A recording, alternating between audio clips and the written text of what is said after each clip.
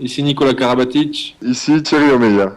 Ici Daniel Narcisse. Alors ici Jérôme Fernandez. Bienvenue sur la radio Talk and Sport.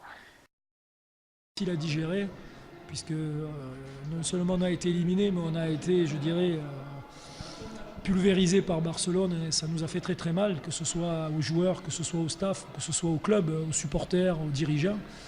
Et j'en profite pour remercier l'ensemble du club, les dirigeants en particulier, les supporters qui nous ont beaucoup soutenus la semaine qui a suivi, qui était une semaine où on aurait pu un peu lâcher dans les têtes. Et on a reçu à l'intérieur du club beaucoup de soutien, que ce soit, je le répète, des dirigeants, des partenaires ou des supporters. Ça nous a aidé à assurer la transition avec un match à Nantes où en première mi-temps on a été au bord du précipice, et puis on s'est reconstruit tout doucement. On a fait un très bon match contre Nantes et on avait vraiment à cœur de clôturer ces 3 semaines avec une victoire en coupe pour, je dirais, pour atténuer un petit peu notre déception et pour amener quelque chose. Alors ceci étant dit, je voudrais juste, puisque je pense qu'on ne le fait pas suffisamment remarquer, donc on n'est jamais aussi bien servi que par soi-même, donc je vais le faire. Dire que Montpellier est en passe de gagner 4 trophées nationaux, excusez-moi, qu'aucune autre équipe l'a fait, même la meilleure équipe de Montpellier ne l'a jamais fait. Et comme j'entends et je lis partout que Montpellier ne sait pas bien jouer au handball et que le jeu qu'on produit n'est pas terrible, ben je pense que pour une équipe qui joue pas mal au handball, on est en passe de gagner 4 titres nationaux, c'est quand même pas trop mal. Voilà. Bon, il remet un peu les pendules à l'heure hein, pour les critiques de Montpellier. Un petit mot sur sa réaction, Benoît et Mika. Non, on voit bien que Montpellier était dans une phase difficile après l'élimination en Ligue des Champions. Donc ils avaient à cœur de pas rater cet événement à Bercy. On voit que ça a été une grosse remise en question de la part du coach et des joueurs. Et c'est vrai que malgré que leur jeu ne soit pas encore très reluisant, ils ont réussi à faire face et grâce à leurs nombreuses individualités, ont pu redresser la barre en championnat et emporter ce nouveau titre national. Alors, Mika, on sent Canaillé au micro là, vraiment agacé par toutes ces critiques, sûrement suite à la défaite de Barcelone. Est-ce qu'il a raison de faire un peu taper le poing sur la table en disant attention, on est quand même en passe de gagner 4 trophées, qu'on dise que Montpellier est nul, c'est un manque de respect. Ouais, bien sûr, mais là, on a eu le côté soft de la conférence de presse, parce que je crois qu'il s'est vraiment énervé à un moment sur les journalistes. Certains disaient que le projet de Montpellier, tout était à refaire, il fallait repartir de zéro. Donc, c'est sûr qu'il a un peu raison de s'énerver, parce qu'effectivement, Montpellier domine sans partage le handball français. Maintenant, je pense il faut aussi qu'ils apprennent un peu de leurs erreurs. Et depuis quelques années, j'ai l'impression que c'est pas vraiment le cas. Bon, cette année, on voit avec le recrutement qu'ils font que peut-être ils sont en passe de passer un cap. Les joueurs, on parlait de Metlitsic, j'arrive jamais à prononcer son nom, de Mamelund et de Nyoka. Je pense que c'est assez judicieux. Il va y avoir de la rotation un peu à tous les postes. Mais maintenant, c'est vrai que sur cette saison, sur ce qu'ils ont fait en Coupe d'Europe, on est en droit de les critiquer, parce que c'était vraiment pas à la hauteur de l'investissement, des investissements qui ont été mis en place par la région, tout ça, et le club de Montpellier. Et c'est vrai que c'est vraiment décevant. Ce chemin en Coupe d'Europe était assez décevant, donc quelque part, et je pense qu'ils peuvent se remettre en question là-dessus. Maintenant, c'est sûr, en championnat, ils dominent tout et c'en est assez écœurant. Alors, messieurs, pour revenir un peu au match face à Ivry, tout d'abord, première question, je vais la poser à Thomas, Stan et même Benoît et Michael, vous pouvez y répondre. Est-ce que vous avez assisté à un beau match? Est-ce que c'était une belle finale? Thomas. Ah oui, moi j'ai vu une belle finale avec un Ivry qui s'est pas démonté, qui a bien joué, qui a mené le jeu. On a vu plein de gestes techniques, des feintes. Les Simonais étaient en feu. Le goal Chapon, il a été bon aussi toute la première mi-temps. Il a retardé l'échéance. C'est vrai, comme disait Benoît, Montpellier a fait la diff sur leurs individualités, mais sinon, je m'attendais pas à voir Ivry à un tel niveau et j'étais surpris de leur performance. Et pour répondre à ta question, c'était une très belle finale. Stan, j'ai eu l'impression quand même d'assister à un match de championnat où que l'équipe qui rencontre Montpellier arrive à tenir 40-45 minutes et après Montpellier, on a l'impression que ils mettent le turbo et puis on les revoit plus. Ouais, ça doit être une équipe diesel peut-être. Mais c'est vrai, moi, c'est plutôt Ivry qui m'a fait plaisir à regarder jouer. Je pense que bah, il jouerait comme ça tout le temps en championnat, il serait peut-être pas dans cette situation. Donc c'est prometteur déjà pour les matchs qu'il aura à venir. Mais non, j'ai pas trouvé que c'était une grande finale. Bon, il y a eu des gestes, des beaux gestes, mais c'était pas, j'ai pas vibré, j'ai pas, voilà. Ouais, moi, je suis un peu d'accord avec Stan. C'est Ivry qui a imposé à juste titre un faux rythme en faisant 3 changements, en montant très peu les ballons et en privant quelque part Montpellier est un peu tombé dans ce rythme parce que du coup Montpellier faisait beaucoup de changements, il montait pas trop la balle non plus. Je crois que sur tout le match, il doit y avoir peut-être 4-5 contre-attaques directes à peine. Et, et donc Ivry a vraiment bien joué de ce côté-là. Parce qu'offensivement, et avec les deux frères Simonet et Bousnina qui étaient un peu en réussite de temps en temps, c'est vrai qu'ils ont vraiment tenu un bon moment. En défense, ils avaient une escouade défensive qui rentrait à chaque fois avec Orach, Bataille et Ruiz Margaria. C'était assez intéressant cette 6-0. Ils ont réussi à tenir Montpellier un bon moment. Après, ils sont un peu tombés dans leur propre piège, c'est-à-dire qu'à un moment au milieu de deuxième mi-temps, quand il aurait fallu peut-être essayer d'augmenter un peu le rythme, voir où ça menait, ben, ils sont restés dans ce faux rythme et Montpellier, petit à petit, a creusé un petit écart et qui a suffi pour tenir jusqu'à la fin du match. Donc voilà, je suis un peu déçu de la fin de match de Ivry. J'aurais aimé qu'ils enflamment un peu plus le match. Darras a eu 0 shoot, 0 contre-attaque. Je crois que de l'autre côté, il y a Loupadir qui a eu une contre-attaque et c'est tout. Donc c'est assez dommage. Ils n'ont pas du tout exploité leurs ailes et leur montée de balle. Alors, Après, j'ai été impressionné par les deux frères Simonet. C'était ouais, vraiment. ah ouais. Je les avais vus au mondial l'année dernière et j'avais pas eu l'occasion de les revoir depuis. Ils ont c'est vraiment un jeu que j'aime, tout en lecture, de la vivacité, des petits coups et un très joli poignet pour finir les actions en beauté. Alors, Benoît, avant de te laisser la parole, hein, nos internautes qui nous suivent assidûment nous dit que le 16 avril, c'est bien la Saint-Benoît et Saint-Bernadette. Donc, ils te souhaitent bonne fête, notamment Sabine. Donc c'est bien le 16 avril. Hein. Je ne C'est- sais pas quand est-ce que tu la fêtes, ta fête, mais c'est Moi, bien je le la 16 avril. fête le 11 juillet en fait. D'accord. Bah, faudra changer. Il faudra aussi qu'il me la fête le 11 juillet. Puis voilà, faut pas oublier. Non, mais après, pour revenir, on a un peu tout dit. À dire que voilà, je suis quand même satisfait du fait qu'il n'y ait pas eu une branlée et que Ivry a réussi à vraiment faire face à Montpellier pendant un certain temps. Donc ça, c'est bien aussi parce que j'avais peur que le score soit fleuve et que du coup, ce soit un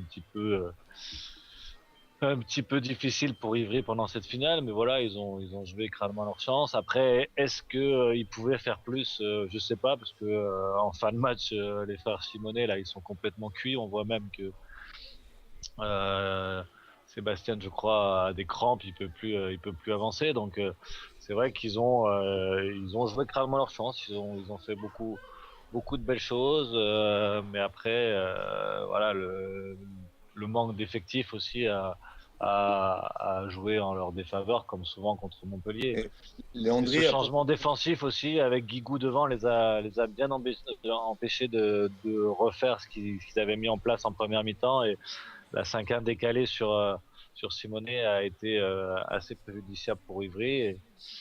Et du coup, ça a été plus difficile pour trouver le pivot, alors qu'en première mi-temps, ils arrivaient bien à le trouver. En deuxième mi-temps, ça a été plus compliqué. Et voilà, tout ce rouleau compresseur encore Montpellier a fait la différence. Ouais, Mika. Léandri n'a pas non plus utilisé tout son banc. Je pense notamment à Lorgeret. C'est vrai que ça aurait été intéressant peut-être de faire souffler un peu sa base arrière à un moment en début de deuxième ou en milieu de deuxième pour pouvoir finir le match avec un peu plus de fraîcheur. J'ai pas compris Bah, il revenait de blessure, alors je sais pas dans quel état physique il était, mais c'est vrai que ça faisait Ouais, un mais moment qu'il jouait je l'ai pas. vu à l'échauffement, il avait l'air d'être en forme, hein. Donc si, oui, un petit mot quand même, parce que vous en avez beaucoup parlé, mais c'est vrai que les frères Simonet, notamment Sébastien, ont fait vraiment le show en première mi-temps. Si on devait sortir comme ça un ou deux joueurs de cette finale, vous nommerez, allez, le meilleur joueur de cette finale, ça serait qui pour... C'est Diego qui a fait plutôt le show, c'est le plus jeune. Ouais, Diego, ouais, pardon. Le plus jeune des deux, ouais. Sébastien a fait une bonne deuxième mi-temps, ils se sont un peu relayés.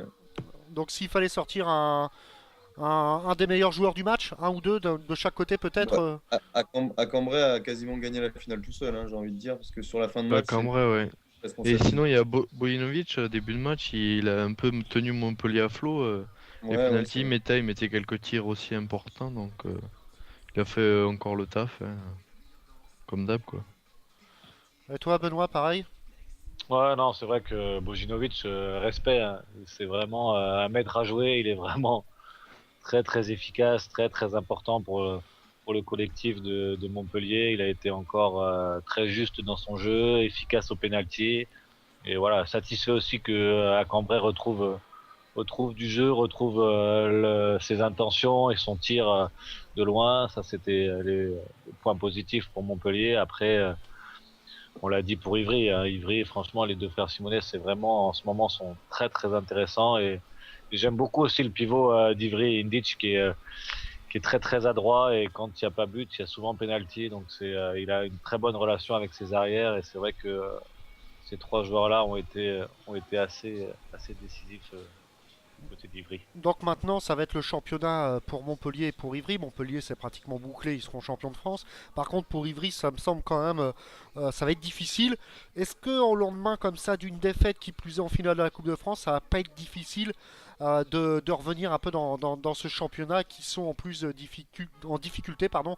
Euh, Ça va être très difficile de trouver les mots pour le coach d'Ivry, Stan, pour remobiliser un peu toutes les troupes.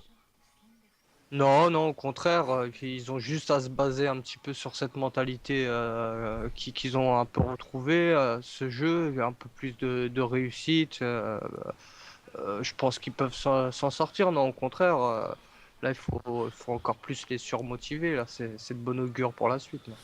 Alors, la question qu'on nous pose aussi, mais bon, on n'a pas les réponses, à moins que vous en savez plus, Benoît et Mickaël, c'est est-ce que les frangins Simonet resteront à Ivry si Ivry serait relégué en Pro D2.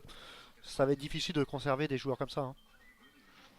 Bah, c'est sûr, mais après, ils sont sous contrat. Donc après, si le club les verrouille, ils pourront pas partir aussi facilement que ça. Mais il y a toujours des ententes si jamais. Ils ont sans doute des clauses surtout. Ça m'étonnerait que des joueurs comme ça mettent pas des clauses en cas de descente, sachant qu'Ivry était déjà un peu en difficulté l'an dernier. Je sais Alors, pas, je suis pas persuadé. Bon, On va voir. et puis, de toute façon, je crois, c'est pas de source sûre, mais il me semble qu'il n'y aura pas de descente de LNH cette année. Il y a une Dans les histoire, tuyaux, ouais. Dans il y a les une tuyaux. histoire de passage à 16 équipes qui risquent d'être votées. Je sais pas si c'était jeudi là ou si c'est jeudi prochain, mais ça risque de passer et ça m'étonnerait qu'il y ait des descentes. alors, on a quelques infos sur le Le chat. scoop de la soirée. On a, justement, on a un scoop sur le chat, c'est Flo qui nous dit ils resteront, ils ont encore une année de contrat et on dit qu'ils en auront leur dernière année. Donc voilà, affaire à suivre en espérant que ce club quand même mythique ne descende pas. Un petit mot quand même sur l'ambiance, je crois que Mika était du côté de Bercy. Comment as-tu trouvé l'ambiance? Est-ce que Bercy était plein à craquer? Est-ce qu'il y avait vraiment une ambiance festive? Ouais, ouais, exactement, j'en parlais en off. Alors, moi, je suis extrêmement fan de cette journée, de finale avec des petits clubs, des clubs de régional, des clubs de départemental. Je trouve ça vraiment intéressant. J'ai vu pas mal de monde, j'avais pas mal d'amis qui jouaient justement dans ces petits clubs. Et je trouve ça assez super pour eux. C'est une expérience super de pouvoir passer la journée dans les travées de Bercy, de pouvoir profiter de l'entrée des joueurs, de la poursuite, des caméras vidéo, tout ça. C'est vraiment super. Après, j'ai été déçu par contre par le contenu en termes d'événementiel. Donc, premièrement, c'était pas rempli. Il y avait même pour la finale homme, il y avait tout le haut du stade qui était vide. Donc je trouve que là-dessus, la Fédé a vraiment raté un peu son coup. Et je pense qu'il y a un travail quand même à faire.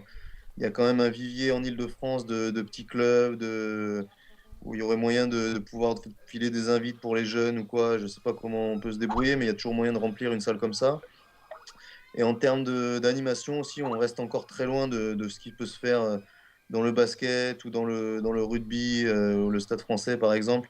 J'ai trouvé que c'était vraiment pas terrible, quoi. Il y avait des petits feux d'artifice pour soulever la coupe. C'était un peu des pétards mouillés. Il y avait 4 danseurs qui venaient lancer 3-4 t-shirts de temps en temps. Mais aucun show, quoi. Je comprends pas qu'à la mi-temps du match de la finale homme, par exemple, il n'y ait pas eu une animation quelconque, quoi. Je sais pas, moi, un chanteur, un concours de dunk de basket ou de la gymnase. Enfin, je sais pas, quelque chose qui te donne envie de rester, en termes même de musique, tout ça pendant le match, je pense qu'il pourrait, sur ce genre d'événement, changer un peu les règlements, parce que je pense qu'il y a des règlements en championnat où on n'a pas le droit de mettre de musique pendant le match, tout ça, mais il faudrait qu'il y ait quelque chose, parce il y a une majorité de spectateurs dans ce gymnase. Il y avait 500 spectateurs d'Ivry, peut-être 300 de Montpellier de chaque côté du terrain, et tout le reste, c'était des spectateurs, donc il n'y avait pas d'euphorie, c'était mou. Et je pense qu'il y a un gros travail à faire là-dessus encore pour rendre le handball attractif. Bon, bah Mika, je crois que ouais, c'est clair, tu t'es un peu ennuyé. On va tout de suite passer à notre première invité. Alors je vous rappelle que la finale femme, on en discutera tout à l'heure avec Valérie Nicolas, mais pour l'instant c'est Sébastien Ostertag qui est avec nous. Bonsoir Sébastien. Bonsoir, vous m'entendez? Ouais, parfaitement. Ok. Merci d'avoir accepté l'invite. Alors, cela fait déjà pas mal de temps que vous êtes à Tremblay et vous avez décidé de vous engager avec Chartres qui joue en Pro D2. Alors, je ne vais pas vous le cacher, un choix qui a surpris plus d'un. Alors la question que tout le monde se pose, nos auditeurs surtout, même si vous êtes déjà expliqué. Alors pourquoi avoir choisi Chartres? Pourquoi Chartres? Parce que le projet il était intéressant et que j'avais envie de changement. Maintenant, c'était pas obligatoirement Chartres. C'est que Tremblay, en fait, ils m'ont fait une proposition et donc on n'est pas tombé d'accord. Donc, comme à Tremblay, je joue plus trop et que voilà, il y a Arnaud Bingo qui est en progression constante et que j'ai pas beaucoup de temps de jeu. Bah voilà, pour moi, c'était une option intéressante. Alors, donc vous aviez d'autres choix possibles de destination? Est-ce que vous pouvez nous en dire plus? J'avais d'autres choix, mais le truc c'est que j'avais pas envie de partir déjà très loin parce que voilà, à 33 ans, aller tenter l'expérience à l'étranger, je pense il faut le tenter avant et puis je me voyais pas partir à l'étranger. Donc voilà, le projet pour moi, c'est pas pour jouer en deuxième division, donc si c'est pour jouer en deuxième division, c'est juste provisoire. Donc déjà, c'est dans mes clauses de contrat. Si jamais il n'y a pas de montée en première division, je suis libre de partir. Alors, justement, vous parliez de Tremblay tout à l'heure. Tremblay vous a proposé quelque chose, mais ça vous a pas satisfait. C'était quoi? C'était une prolongation? C'était Ouais, c'était une prolongation de 2 ans. C'était une bonne prolongation. Le truc, c'est que, voilà, comme je leur avais demandé, je voulais un projet de reconversion. ouais. Et on ne s'est pas entendu sur le sujet, donc on m'a dit que c'était pas possible. Donc voilà, après c'est normal, je dois penser à mon avenir. Et au niveau de Chartres, il vous propose quel projet de reconversion? Ouais, il me propose un poste d'éducateur sportif. Ah, bien. Ouais, c'est pas mal. Ouais. Alors, Ouais. alors le fait que Romain Guillard, Sébastien Mangin et vous maintenant, vous partez, aucune recrue n'est officiellement annoncée du côté de Tremblay. Est-ce que ça a un peu posé sur votre choix de partir? Non, ça a pas pesé. Le fait que Sébastien Mongin il soit à Chartres, forcément, ça m'a un Ouais. petit peu donné envie de le rejoindre. Maintenant, voilà, ça fait 7 ans que je joue à Tremblay, je me sentais bien à Tremblay, mais voilà, j'ai envie de me faire plaisir le peu de temps qui me reste, même si je me sens encore bien, mais j'ai connu des périodes assez compliquées avec pas mal de blessures, donc le fait de pas jouer, on perd un petit peu en confiance. Comme je le disais, Arnaud, voilà, il est très en forme et il progresse, du coup. Voilà, après on se pose des questions, on se dit qu'est-ce qu'on fait? Moi j'ai envie de jouer, j'ai envie de me faire plaisir. Donc voilà, après maintenant c'est sûr que jouer en deuxième division, même si on a toujours un œil sur l'équipe de France, voilà, c'est compliqué. Même s'il y a beaucoup de concurrence et que je sais que les portes, enfin, c'est compliqué de les rouvrir, mais voilà, c'est toujours dans un coin de la tête. Alors, la question se pose aussi à Benoît. Donc, Benoît, tu peux y répondre et Sébastien aussi. Alors, est-ce que vous pensez que Tremblay manque d'ambition? Ouais, la question qui fâche un peu. C'est qui parle, moi ou Ben? Bah, allez, Benoît. Vas-y. Bon, bah, vas-y. Allez, Euh, c'est la non, Saint-Benoît. Allez. on manque pas d'ambition. Le problème, c'est que je crois on s'est quand même pas mal reposé sur des individualités et que parfois on manque de projets collectifs. Et forcément, quand ça marche pas individuellement, on est obligé de se reposer sur le projet collectif. Et en ce moment, on n'arrive pas. Donc voilà, ça commence vraiment à être compliqué. Pour aller un peu plus loin, je pense que le club est arrivé à un tournant aussi stratégique par rapport à son fonctionnement où le club vivait avec une masse salariale assez importante et faisait toujours le choix d'avoir une masse salariale importante, donc de bien payer ses joueurs pour évoluer d'année en année. Et ils sont confrontés à maintenant à une organisation un peu différente où le club est en train de se structurer, mais se structurer, ça demande des moyens. Et donc, ces moyens, il faut aller les chercher aussi ailleurs, donc aussi au détriment de la masse salariale. Donc, il y a eu un petit peu une réorganisation au niveau du club sur la répartition entre les salaires des joueurs et le côté plus vide club. Et donc, du coup, il y a tout ce changement entraîne voilà, des modifications et aussi une période peut-être pas avec un manque d'ambition, mais avec des stratégies différentes. Et donc peut-être un petit peu au détriment des résultats actuels et du recrutement, mais d'après ce que les dirigeants nous disent, voilà, le club reste quand même ambitieux, mais c'est vrai que nous on attend des réponses concrètes et elles tardent un peu à venir. Stan?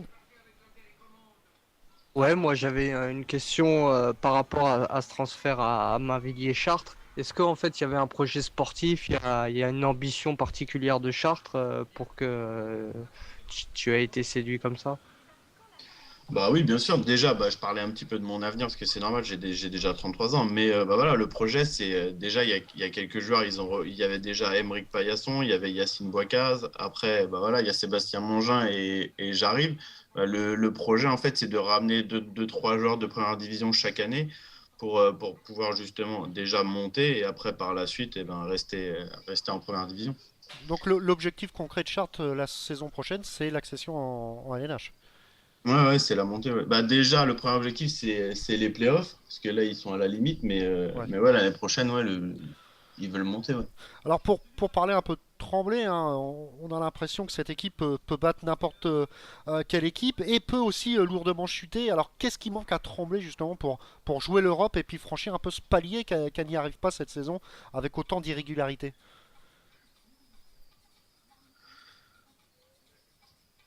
Ouais. C'est pour moi? Oui, oui, c'est pour toi, Seb. Ah bah c'est toi l'invité, hein, Coco. Hein. C'est ton club. Hein. Je vais répondre après. Qu'est-ce qui manque? Bah, le truc, c'est qu'on a connu ça la première année, vraiment. On était, bah, on voyait qu'il y avait, enfin, il y avait vraiment tout qui avait pris dans l'équipe.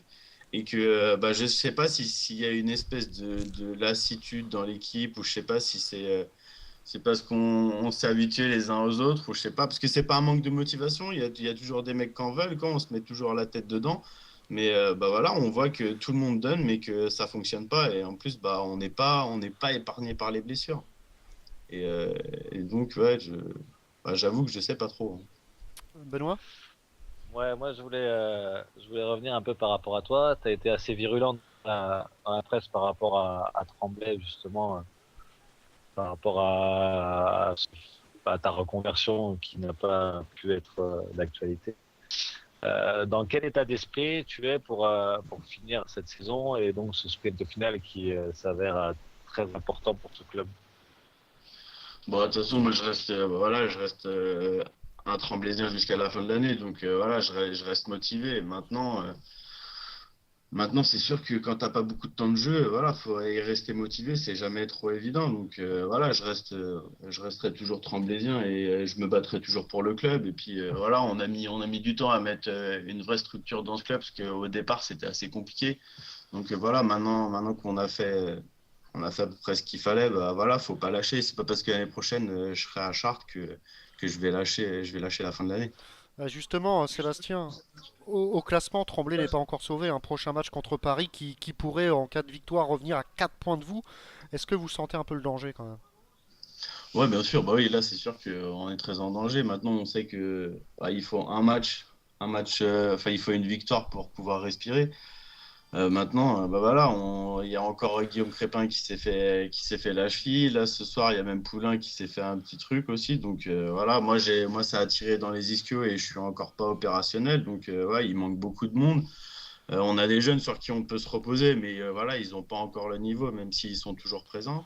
Donc ouais, c'est sûr que là, ça devient vraiment, vraiment tendu. Mais voilà, après, il faut tout donner et puis de toute façon, ça fait partie du jeu. Alors, Moi, je pense par contre, à contrario, qu'on n'est pas conscient de notre situation actuelle.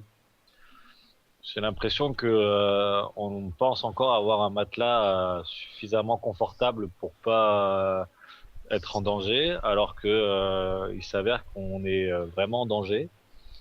Et vu la tournure des événements, comme le dit Sébastien, avec l'enchaînement des blessures, ça peut aller très vite.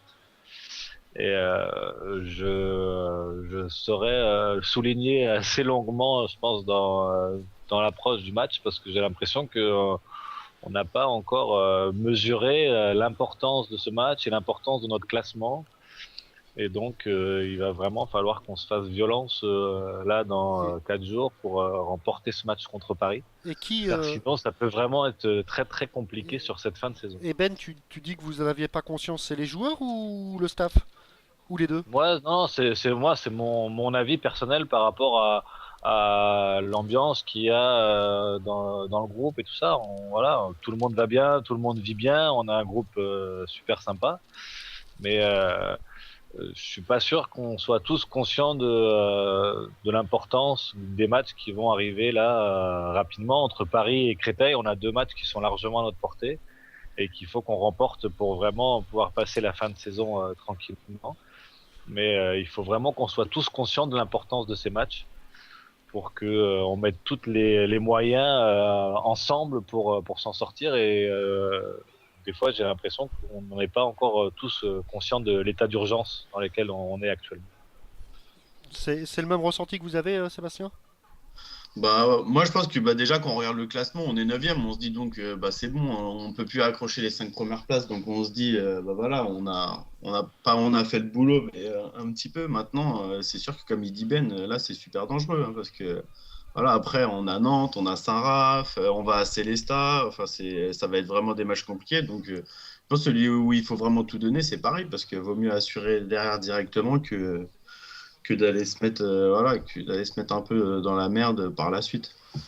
Mais Alors, c'est vrai que par rapport à ce qu'il disait Ben, moi je vois le groupe de l'extérieur parce qu'en ce moment je suis un petit peu en soin et bah, on voit que le groupe il essaye, mais que c'est compliqué, qu'en ce moment il y a beaucoup de choses qui fonctionnent pas et pourtant les mecs ils donnent tout et comme il disait c'est bonne ambiance, voilà ça bosse, mais on sent qu'il y a un petit truc qui colle pas. et il y a pas de problème, le message du coach passe toujours bien auprès des joueurs. Ouais, ouais, non, mais ça, non, ça avec le coach, il n'y a pas de problème. Après, voilà, c'est le projet de jeu. Nous, on respecte le projet de jeu. Voilà, on est toujours, c'est toujours sérieux. Enfin, on est toujours bosseur. Lui, non, il est toujours présent. Mais bah voilà, on a connu des moments difficiles, en plus les blessures et tout. Donc, c'est pas évident à gérer. Ouais, pas évident à gérer. Alors, quelques questions hein, d'internautes, hein. Alors, on va commencer par celle-là. Alors, joueur, mais jusqu'à quand aimerais-tu un jour devenir entraîneur? Pour moi, non, entraîneur pour les jeunes, mais après, entraîneur à haut niveau, pour le moment, ça m'intéresse pas du tout. Et est-ce que vous avez pensé à votre arrêt de carrière, même si vous êtes encore jeune, hein? Benoît, il joue toujours, donc. Est-ce que Il a, j'ai, il a de la marge. Il a de la marge. est-ce que j'ai pensé à mon après-carrière? Est-ce que vous avez pensé à votre arrêt de carrière ou pas, ou c'est un peu trop tôt? Ah bah en fait bah si j'y ai pensé ça fait 1 an que j'y pense sérieusement parce que bah voilà quand tu te blesses beaucoup Ouais. quand tu t'es pas mal blessé bah après tu commences à te dire bah voilà faut assurer derrière donc voilà j'ai assuré un petit peu mes arrières mais maintenant il faut vraiment les assurer parce que quand tu t'es beaucoup blessé bah voilà la blessure fait partie du sportif mais si ça s'arrête du jour au lendemain bah voilà faut avoir quelque chose derrière donc bien sûr que j'y pense. Est-ce que Chartres pourrait être votre dernier challenge? C'est possible je préférerais finir dans la région parisienne quand même.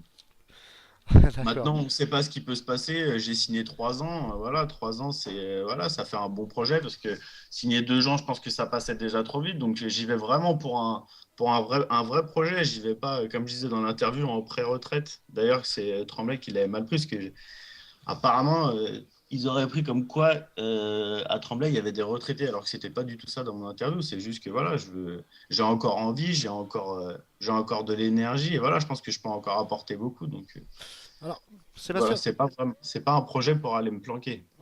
bah non, non, de toute façon, on vous suivra attentivement, hein. Ouais. Sébastien, pourquoi n'avoir jamais évolué dans un autre championnat que celui de France? Est-ce que c'est un choix personnel ou un manque d'opportunité? Par rapport à là, par rapport à maintenant ou par rapport Non, à toute ma carrière? à toute votre carrière? Bah, en fait, j'avais été contacté quand j'avais 20 ans par des clubs allemands. J'avais eu Gummersbach notamment, j'avais eu Granollers, mais voilà, à 20 ans, je me sentais pas partir du cocon familial. Et j'avais eu l'opportunité, par contre, quand je jouais en deuxième division à Livry-Gargan, c'était Grosjean-Valstad, je crois. Et donc, je voulais aller faire un essai, mais comme en deuxième division, on n'a pas une trêve comme en première division qui était d'1 mois, j'ai pas eu faire le test. Et voilà, je pense que ça aurait été l'opportunité d'y aller. Parce que je pense que j'avais besoin de me rassurer en fait d'aller faire un test que si jamais ça se passe pas, déjà il y Ouais. a la barrière de la langue, l'allemand c'était un peu compliqué et du coup voilà ça s'est pas fait. Mais j'ai jamais regretté hein. De toute façon j'ai fait ma carrière dans ce département, tout s'est bien passé donc non j'ai aucun regret par rapport à ça. Alors, un petit mot quand même sur l'équipe de France, hein. Votre dernière sélection remonte en 2010. Pourquoi, d'après vous, Claude Onesta ne vous appelle plus? Est-ce que vous avez peut-être, je sais pas moi, un peu de nouvelles de lui? Ça doit être difficile quand même après avoir goûté comme ça au maillot tricolore. Ouais, ouais, c'est un peu. Non, j'ai pas trop de nouvelles. Bah, à partir du moment où je me suis blessé, j'ai pas eu trop de nouvelles. J'ai revu le médecin de l'équipe de France, mais bon, après, j'estime que bah, ils doivent avoir beaucoup, beaucoup de choses à faire, donc ils ont pas forcément le temps d'appeler. Mais ouais, bah après Bercy, j'ai pas eu de nouvelles, j'ai pas été resélectionné. Ils ont pris Arnaud et puis voilà, depuis, je suis de très près. J'y crois toujours un petit peu, mais bon, quand on joue pas et qu'on n'est pas très performant, comme ça se passe, que bah voilà, je marque pas trop de buts et je joue pas trop. Donc forcément, on va pas être sélectionné en équipe de France si on n'est pas performant. Et, euh, et donc, ouais, bah, j'ai toujours un œil sur l'équipe de France. J'y crois toujours un petit peu, mais là, c'est sûr que de moins en moins. Mais sinon, ouais, au niveau des nouvelles, non, j'ai pas trop de nouvelles. Un petit prono quand même pour la liste des 14 que va donner Claude Onesta au début juillet. Je crois que ça va être très difficile de sélectionner 14 sur les stars qu'il y a quand même, hein. Ouais, ça va être compliqué. J'aimerais pas être sélectionneur. Ouais, ouais. Vraiment pas. Ou- Non, non, ouais, bah après, bah, il y a l'ossature de toute façon de l'équipe de France. Après, savoir si Michael Guigou il pourra être là, si physiquement ça va aller, si voilà, s'il prend parce qu'à mon avis il va doubler les postes, il va pas tripler le poste d'ailier gauche, donc voilà, je pense qu'Arnaud il a marqué des points. Bertrand Gilles qui est Après blessé. comment? Bertrand Gilles qui est blessé, on sait toujours pas s'il sera. Ouais, Bertrand Gilles, c'est un coup dur. Alors après, je sais pas s'il se fait opérer rapidement parce qu'il a quand même des facultés pour récupérer. Donc voilà, après, je sais pas exactement ce qu'il a, mais si c'est l'épaule qui est touchée, qu'il y a un ligament ou un tendon qui a été touché, voilà, je vois pas comment on peut revenir aussi vite. Maintenant, ouais, ça va être assez compliqué. Donc, est-ce qu'il serait capable de partir avec un seul ailier droit et pas prendre Guillaume Joly alors parce qu'il tire les pénaltys? Ouais. Est-ce il va l'emmener juste pour tirer les pénaltys, même si voilà, il a été performant contre la Suisse, mais bon, ça reste la Suisse parce que voilà, après contre les grosses artilleries, même si ça reste un très bon joueur et qu'il est performant, voilà, après ça dépend de comment on voit les choses Nesta. Donc voilà, parce que déjà il y a un mec en plus il y a Dinard qui défend, donc voilà, faudrait faire sortir quelqu'un. Les deux pivots. Ça va Maintenant, être il y avait difficile. Bertrand Gilles. Est-ce qu'il va revenir? Est-ce qu'il va pas revenir? Parce que Sorando, voilà, c'était les deux pivots, Sorando et Bertrand Gilles. Maintenant, ouais, après. Ça va être assez difficile, hein.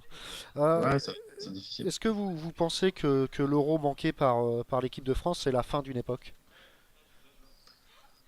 Est-ce qu'ils sont Hmm, capables Non, non, de... non, non, non, c'est pas la fin d'une époque.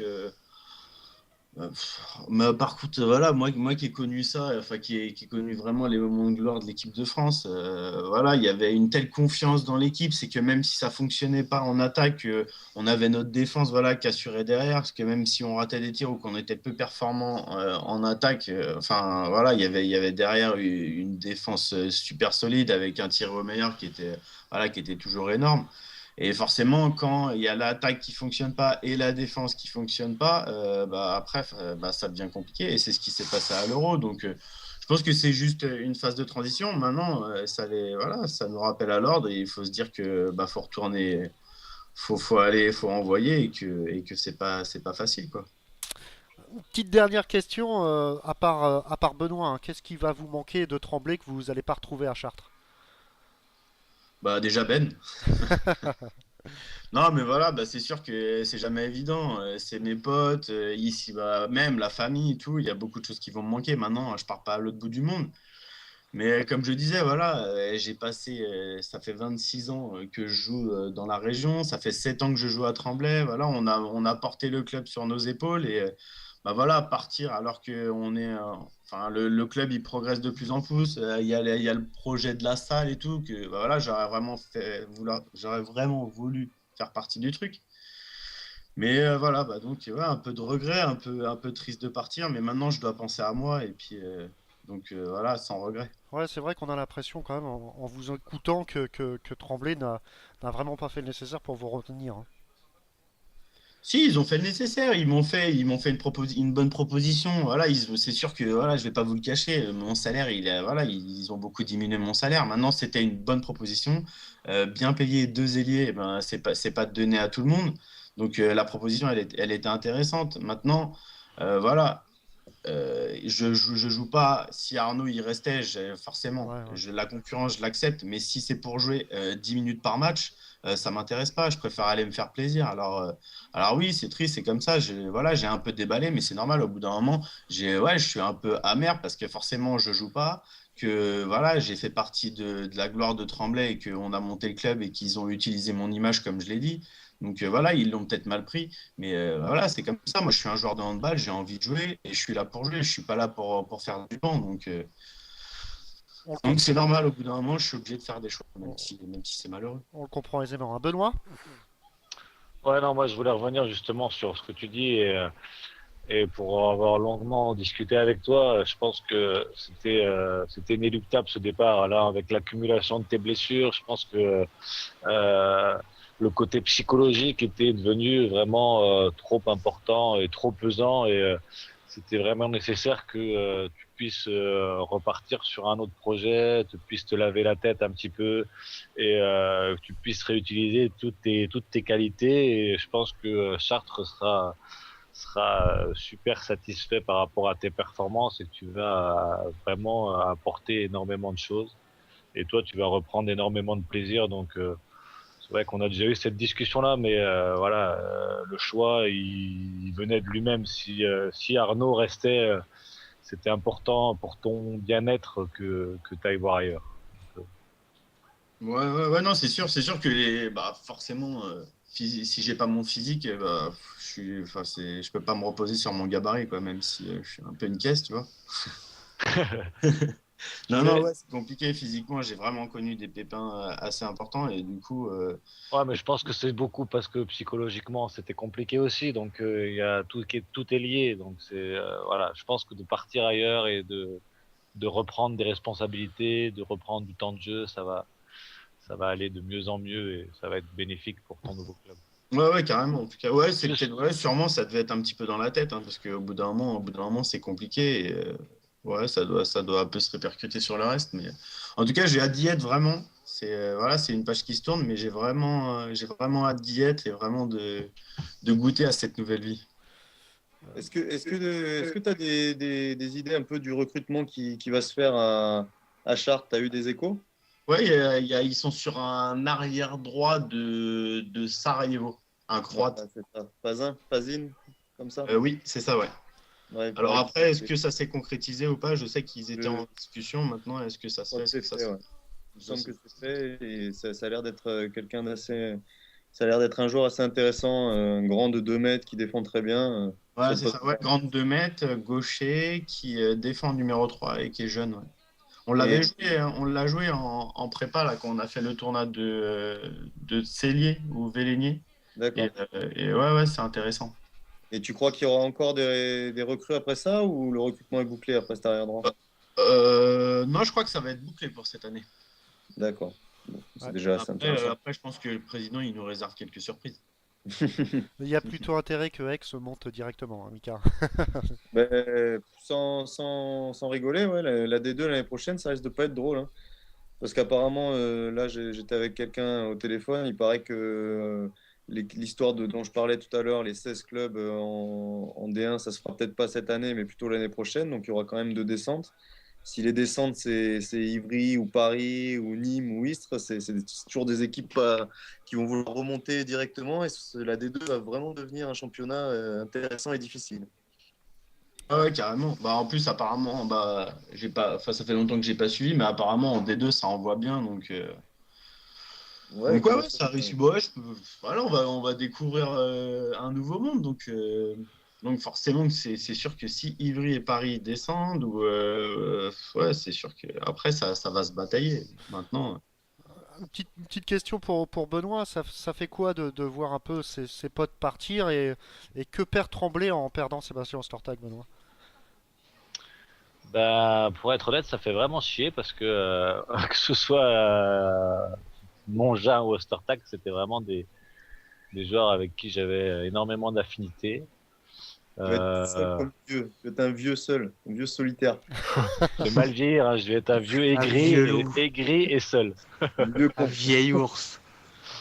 Non, mais rien que déjà du côté humain, ça va être voilà, c'est compliqué. Mais comme je l'ai dit tout à l'heure, je pense que c'était nécessaire aussi que Sébastien parte. Donc j'ai rien fait pour le retenir parce que voilà, même si mon intérêt était différent, j'aurais préféré qu'il reste avec nous. Mais je pense que pour lui, c'était la meilleure des solutions, c'était de partir. Donc je l'ai plus encouragé vers ça, même si au fond de moi j'étais vraiment déçu que voilà qu'il parte. Et donc ce sera une perte tant au niveau humain qu'au niveau des qualités du jeu. Voilà, Sébastien Ostertag n'a pas pu jouer pleinement parce qu'il a été de nombreuses fois blessé, mais c'est vrai que au niveau de la contre-attaque, au niveau de son explosivité et de son sens du jeu, c'est sûr que c'est un joueur qui va faire défaut l'année prochaine, mais c'est comme ça. Ça va faire plaisir à Chartres. Bah écoutez, merci Sébastien d'avoir Moi, été. j'ai juste une dernière, parce que Bien sûr, Benoît. Sébastien s'est lancé dans les affaires et j'aimerais qu'il nous parle un peu de ces affaires qui sont latentes en ce moment. putain, je vous entends pas très bien là. Ouais, c'est Benoît, Non, ça- il parle pas trop fort. Benoît disait que vous étiez lancé un peu dans le monde des affaires et on vous laisse quelques minutes pour en parler justement. Ah merci, c'est sympa. Bah alors en fait, j'aime beaucoup Comment? Non, non, rien, vous pouvez y aller. Ah, parce que j'entends des bruits en même temps. Ouais, Ouais, il y a un j'aime beaucoup écho, une sorte d'écho quand même là. Ouais, voilà, c'est ça. J'aime beaucoup la montagne en fait, donc voilà, je connais du monde là-bas et j'ai investi dans un bar-restaurant au Corbier qui s'appelle le Système Café, qui est un bar pub restaurant. Donc voilà, on a monté cette affaire, on a racheté cette affaire avec des potes, donc voilà. Si vous avez l'occasion de passer au Corbier, c'est le domaine des Cibelles, bah voilà, venez au Système Café, et c'est bonne ambiance et on se part bien. Donc Et voilà, ben, merci. bah voilà, Andé L'invitation est prise. voilà, Andé est invité. On va mettre Oui, l'adresse. c'est bienvenu. On fera la radio là-bas, hein, franchement, avec plaisir. On peut dormir dans la cave ou pas? De quoi? On peut dormir dans la cave ou pas? Oh, sur le comptoir, sur le comptoir. L'invitation est prise et puis on mettra un lien si vous avez un lien sur notre site hein, en espérant que cela fonctionne. Bah écoutez, c'était un réel plaisir hein, Sébastien de vous avoir avec nous. Merci beaucoup. On espère vraiment un nouveau départ du côté de Chartres et on va vous suivre. Et vous inquiétez pas, Benoît Perabou sera là pour nous aider à vous suivre en Pro D2 et ravi d'avoir partagé une demi-heure avec vous. Ok, bah ça marche. Bah merci beaucoup. Et Merci, bonne chance, Sébastien. Merci, à demain, ciao. Ouais, ciao, ciao. voilà, c'était Sébastien Ostertag qui était avec nous, donc un futur pensionnaire du club de Chartres en Pro D2. On espère une longue carrière hein, à Sébastien. On va parler un peu de LNH hein, parce que bon, le championnat reprend ses droits après la trêve internationale et la coupe. Donc justement, on disait Benoît Tremblay-Paris. C'est un match ô combien important pour Tremblay, mais également pour cette équipe de Paris. Donc, match difficile qui vous attend. Est-ce que vous avez fait une préparation particulière? Non, comme on le disait, on est pas mal, on n'est pas épargné par les blessures, donc on a une préparation un peu chaotique, sur l'autre surprise chaque jour avec un joueur en moins, donc ça devient un peu compliqué. On attend beaucoup de renforts du centre de formation en ce moment, mais comme le disait Sébastien, c'est encore pas non plus le niveau pour pouvoir évoluer en première division. Donc on continue à se préparer malgré tout. Voilà, j'espère que au fur et à mesure de la semaine, la pression va monter et que tout le monde va être bien, je dirais bien concentré et bien concerné par cet événement de vendredi soir. Alors la LNH reprend ses droits comme je le disais, il y a des beaux matchs en perspective. Montpellier, le leader, reçoit Célestat, donc les matchs ont lieu ce week-end, hein, le week-end qui arrive dimanche prochain. Il y aura un Toulouse-Chambéry. Alors là, un Toulouse-Chambéry, c'est un peu l'affiche. Chambéry qui doit pas laisser de plume, et Toulouse qui, on a l'impression, un peu revigoré par sa dernière victoire. Et puis, il faut absolument des points aussi pour Toulouse, qui est vraiment pas sauvé. Ça va être un match intéressant, Mika. Hein. Ouais, bien sûr, ouais, c'est Toulouse qui cherche un peu sa carburation. Chambéry qui, pour moi, je pense, va pas lâcher de points jusqu'à la fin de l'année, parce que, comme je l'avais dit dans une émission précédente, ils ont plus que le championnat à jouer et ils sont concentrés sur le championnat et je pense qu'ils vont pas lâcher de points. Et Toulouse qui a toujours besoin de points et qui s'est un peu rassuré à Istres et qui doit sans doute vouloir retrouver une dynamique positive. Donc à la maison contre Chambéry, c'est une bonne occasion de se relancer. Alors, hein, dans 10 minutes, on reçoit Valérie Nicolas, hein, juste le temps pour nous de faire un petit point sur la LNH. Alors, je parlais de Chambéry, le second, et Saint-Raphaël reçoit Créteil. Benoît, ça va pas être un match facile. Créteil qui joue un peu rien cette saison, qui a 17 points, qui semble être sauvé, et qui peut pas avoir accès aux 3 ou 4 premières places. Donc, est-ce qu'il joue en roue libre cette fin de saison, Créteil? C'est plus à eux qu'il faudrait demander. Je sais pas s'ils jouent en roue libre, je pense pas, parce que on se rend compte quand même qu'ils sont pas non plus spécialement complètement à l'abri encore. Je pense qu'à 18, ouais, il leur manque encore 1 ou 2 points pour être vraiment sauvés. Donc Saraf, lui, est aussi en course pour cette seconde place et cette qualification en Ligue des Champions. Donc ça va être compliqué pour Créteil. Ouais. Maintenant, j'espère qu'ils vont arriver quand même à tout faire pour essayer de les titiller un petit peu et pouvoir se rassurer et finir cette fin de saison plus tranquillement. Et quant à la troisième équipe hein, qui est en lice aussi pour être le dauphin de Montpellier, c'est Dunkerque. Dunkerque qui reçoit une équipe aussi en balle de points, c'est Nîmes. Hein, je vous rappelle allez, on va prendre entre Tremblay 8e avec 16 points et Paris, il n'y a que 6 points de différence. Donc c'est vraiment serré. Nîmes est dans le lot des équipes en difficulté. Dunkerque-Nîmes, Thomas, ça risque quand même d'être un beau match, même si Dunkerque devrait l'emporter assez facilement. Oui, parce que je pense que ils sont au-dessus, mais après Nîmes, on a vu quelques matchs où ils ont bien joué, mais c'est plus chez eux où ils sont un peu plus redoutables qu'à l'extérieur. Après Dunkerque, je pense qu'ils feront le boulot et qu'ils s'imposeront, mais le match promet d'être assez beau, oui.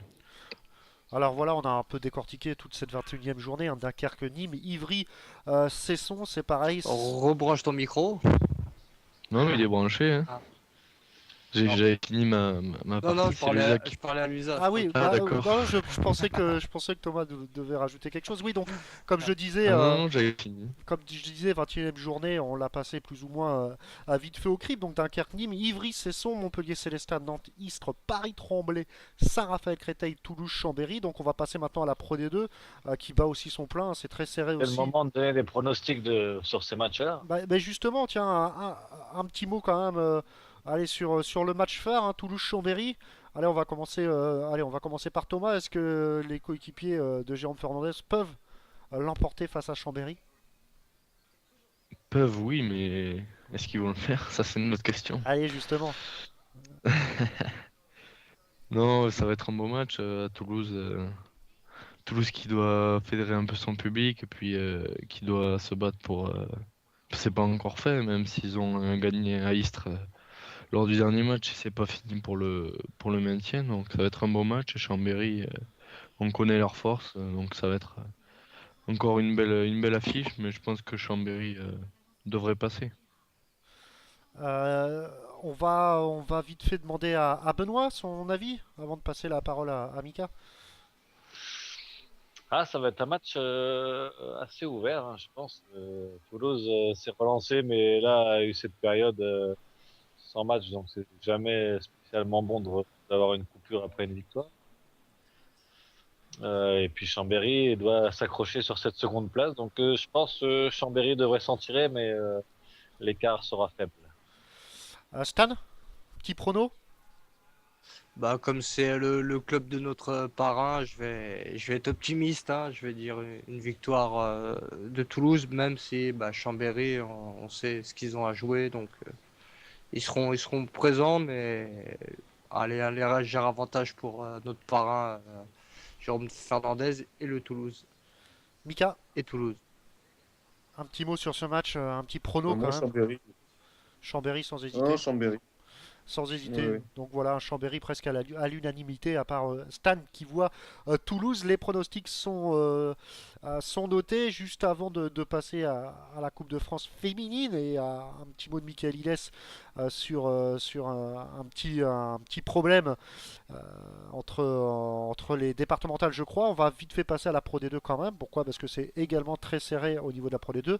Pour la première place, même si Aix a un petit point d'avance sur Billière, ça va être voilà, ça va jouer entre ces deux équipes et au bas du classement, Nanterre semble promis à une relégation, tandis que c'est très serré entre Angers, Ponton-Combo et Massy. Et justement, il y a un gros match quand même. Aix en Provence-Mulhouse.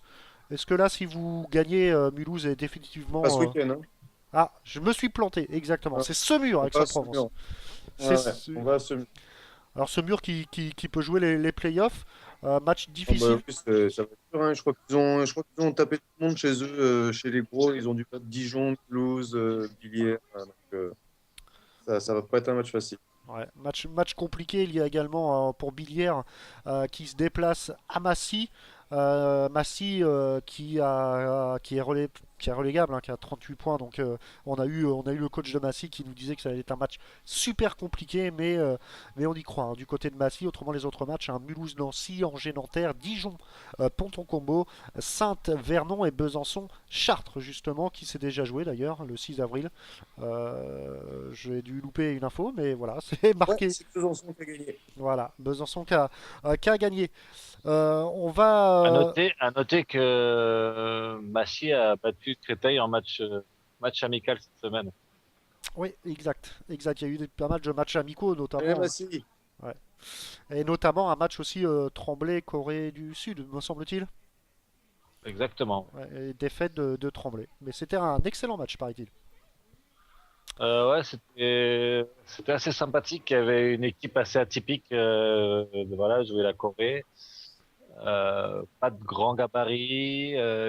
Par contre, une circulation de balles très, très rapide et des joueurs assez déroutants.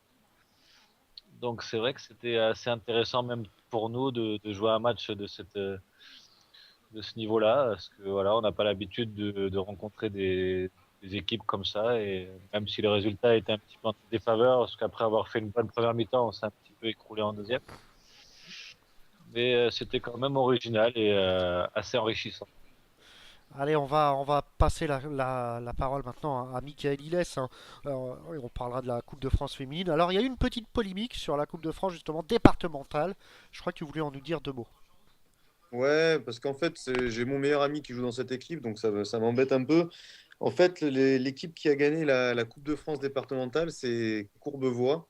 Et c'est vrai qu'ils ont une majorité de joueurs qui ont joué en D1, en N2, notamment Philippe Bosser qui a fait les beaux jours de Livry-Gargan et Cédric Largent qui a joué à Ponto et à Ivry aussi. Donc c'est vrai que c'est une grosse équipe. Alors il y a une polémique sur Internet en ce moment. Il y a un article dans The News, je crois, ouais. Et où ils disent que voilà, ça dénature la Coupe de France, qu'il y a des joueurs comme ça c'est pas normal dans une finale départementale. C'est certes, ils ont mis une vraie branlée à Saint-Marcelin qui était venu avec beaucoup de spectateurs. C'est un peu dommage, c'est un peu gâché le spectacle. Mais pour couper court aux polémiques, c'est pas des joueurs qui sont venus là juste pour jouer la Coupe de France. C'est-à-dire que le club de Courbevoie se structure et ils ont un vrai projet pour monter assez vite, peut-être vers en National 3, je crois.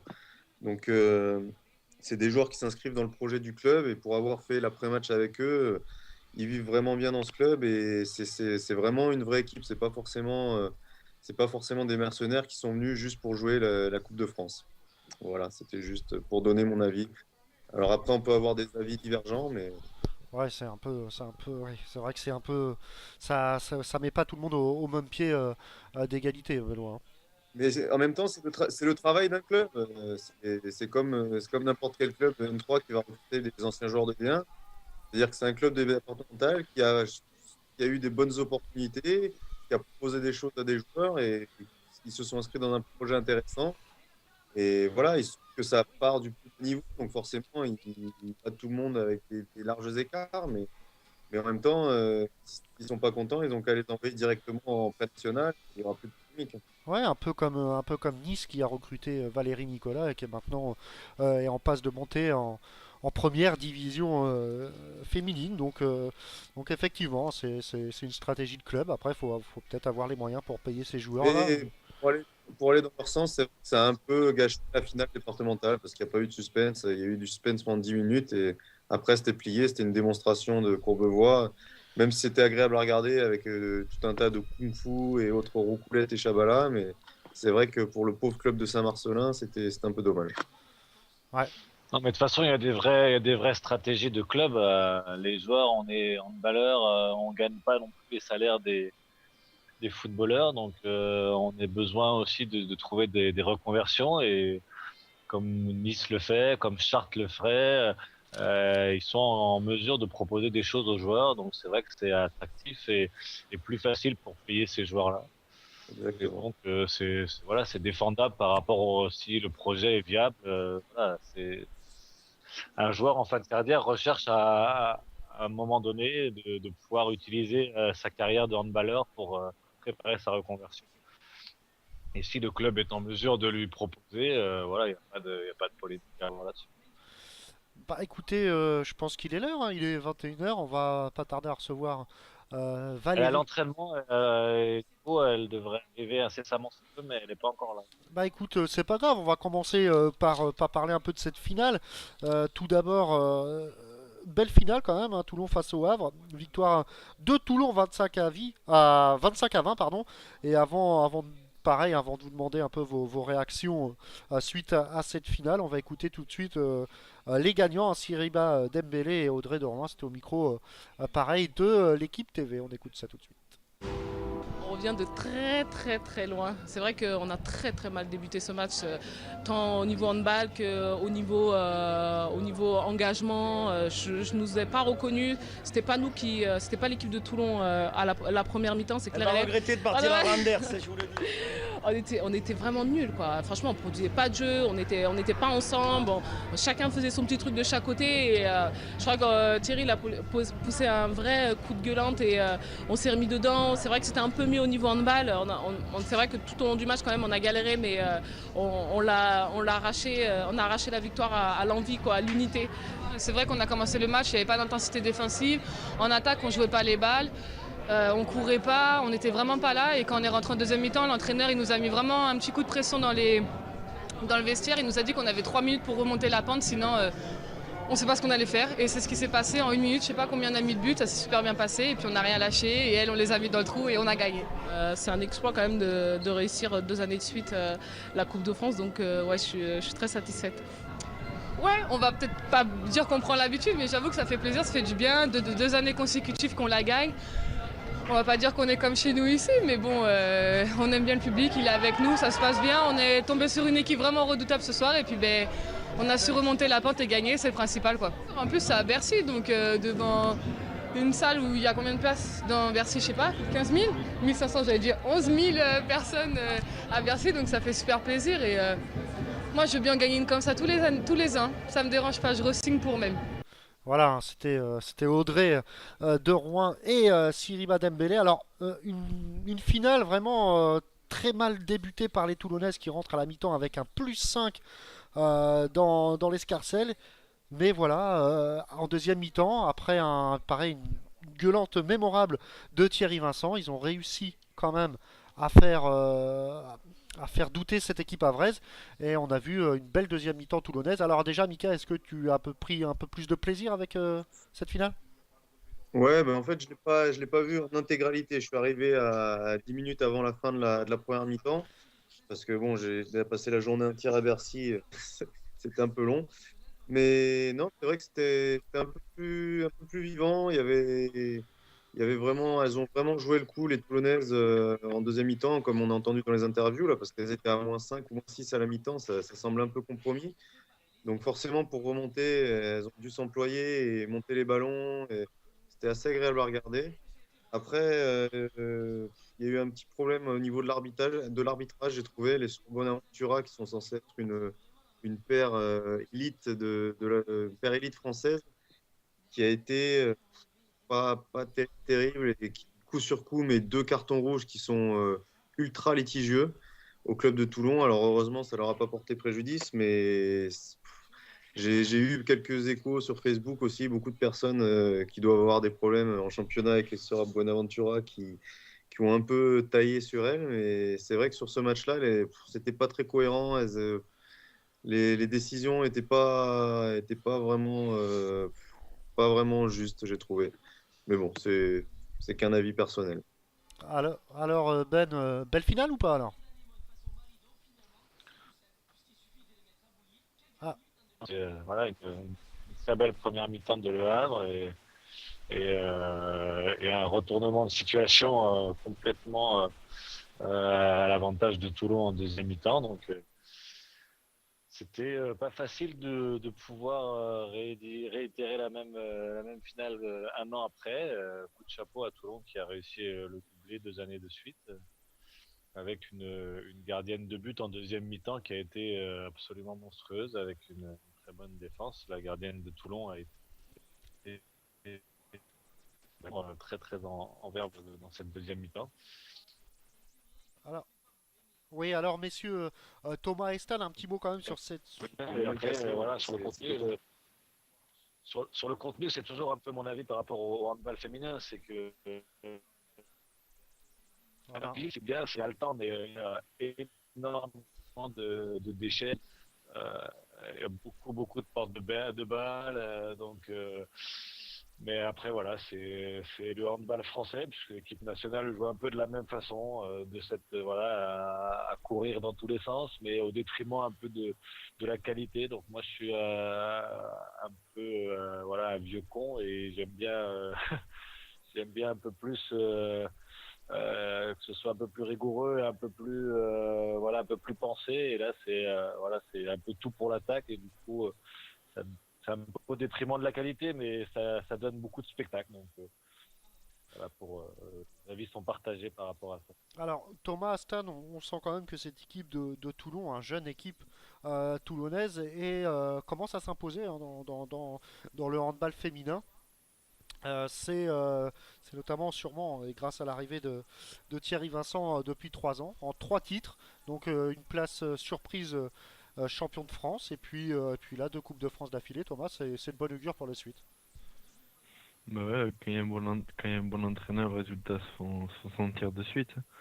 Donc là, en plus, il y a des joueuses internationales, une dynamique qui se crée, et puis le fait de revenir comme ça avec, dans le match hier, de remonter cet écart, ça montre quand même qu'il y a une force dans cette équipe et qu'elle ira loin. Stan, un petit mot quand même sur cette finale. Bah, personnellement, je l'ai pas vu, donc je le dis honnêtement, donc je n'aurais pas grand-chose à dire. Donc un match quand même très engagé, hein, comme tu l'as dit, Mika. Donc 5 buts d'avance à la mi-temps pour le Havre, 5 buts d'avance pour Toulon. Alors Mika, d'après toi, qu'est-ce qui a fait la différence? Est-ce que le Havre a vraiment baissé le pied en seconde période ou alors c'est Toulon qui a augmenté leur niveau de jeu?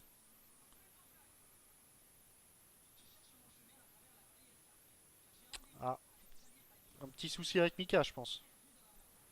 Il a Ouais, déjà trop parlé des filles, ça suffit. ouais, je pense que Mika fait. Et les quotas, il a des quotas. Ouais. Pardon, je t'ai sorti. C'est quoi la question? Non, Mika, je te disais que plus 5 pour le Havre en première mi-temps et plus 5 à la fin pour Toulon. Est-ce que Toulon avait haussé son niveau de jeu ou alors c'est le Havre qui a baissé le pied en deuxième période?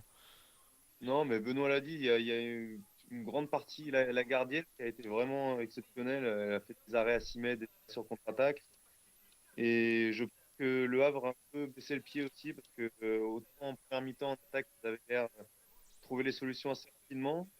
Autant en deuxième mi-temps, c'était plus difficile. Alors, à savoir, est-ce que c'est Toulon qui a augmenté son intensité défensive ou le Havre qui s'est un peu essoufflé, je ne saurais dire. Alors, le Havre pourra toujours se consoler, hein. Ils sont en finale de la. Je crois que c'est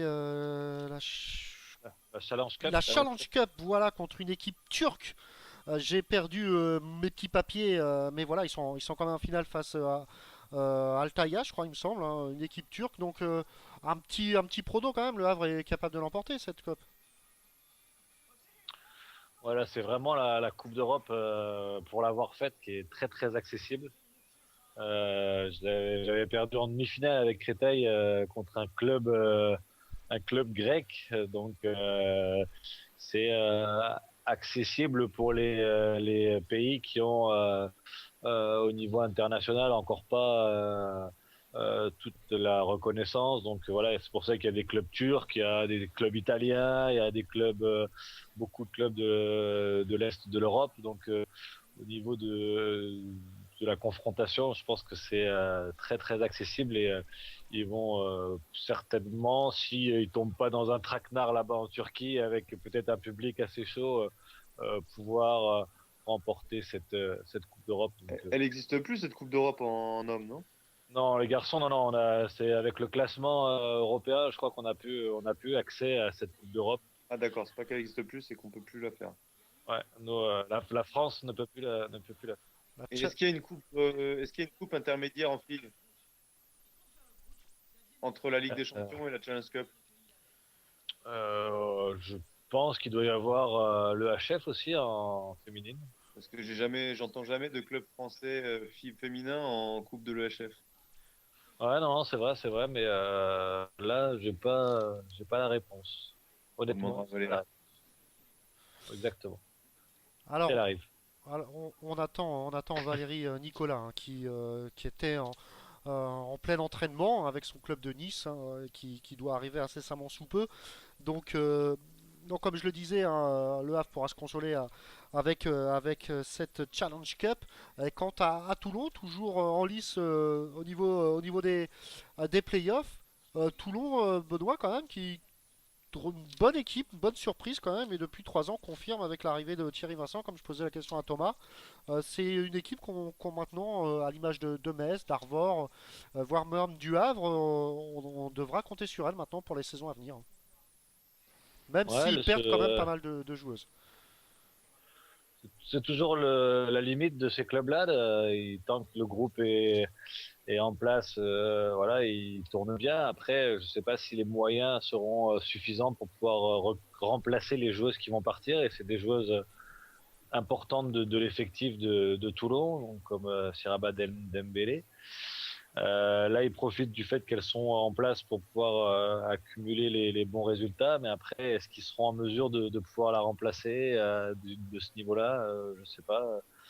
Thierry Vincent nous avait dit que le recrutement était fait déjà, parce qu'il avait déjà remplacé son ailière gauche, mais je ne sais pas si c'est du même acabit que Sierraba. Donc, on par contre, voilà, on peut dire que le travail qui est fait actuellement est vraiment de qualité et qu'il confirme d'année après année. Et on sait que c'est toujours compliqué de confirmer des bons résultats. Donc, c'est très bien que ce club puisse évoluer. Maintenant, est-ce qu'il va pouvoir encore tenir ce statut des années à voir. Comme quoi, ça sert une fusion entre plusieurs clubs, hein, ce qui beaucoup de personnes avaient eu l'idée avec des clubs parisiens, par exemple. Donc voilà, Toulon, Saint-Cyr, tout ça, ça donne quelques années plus tard des coupes. Donc Valérie Nicolas devrait pas tarder à arriver.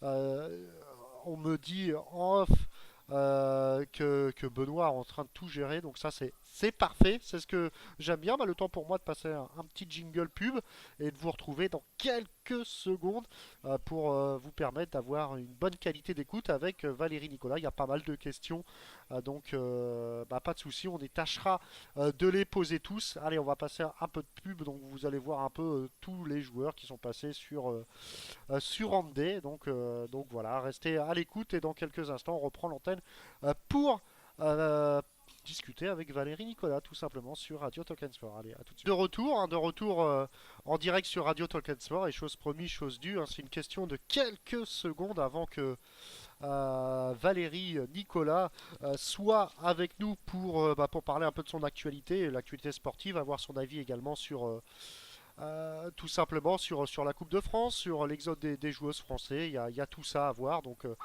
ça va être assez sympathique. Donc messieurs, je pense qu'on a fait le tour de l'actualité, hein. Valérie Nicolas est là, donc vous inquiétez pas, on la rajoute dans la conversation. C'est des termes un peu techniques, mais voilà, je pense qu'il y a quand même, on a quand même vécu. Alors c'est bien quand même le concept, je sais pas si les autres sports pourraient s'en inspirer, le concept de jouer toutes les finales de handball le même jour. J'imagine que ceux qui sont là depuis ce matin et qui sont depuis le matin le dimanche et ils sont amoureux du handball, ils en voient plein les yeux. Et puis c'est également aussi bien pour les départementales, les régionales, de jouer à Bercy juste avant les pros.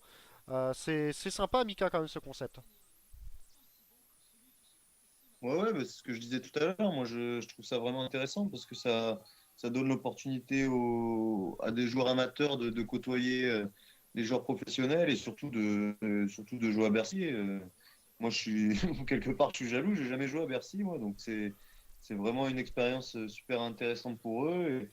Et puis ça fait une journée d'ambiance. Je trouve que c'est assez bien.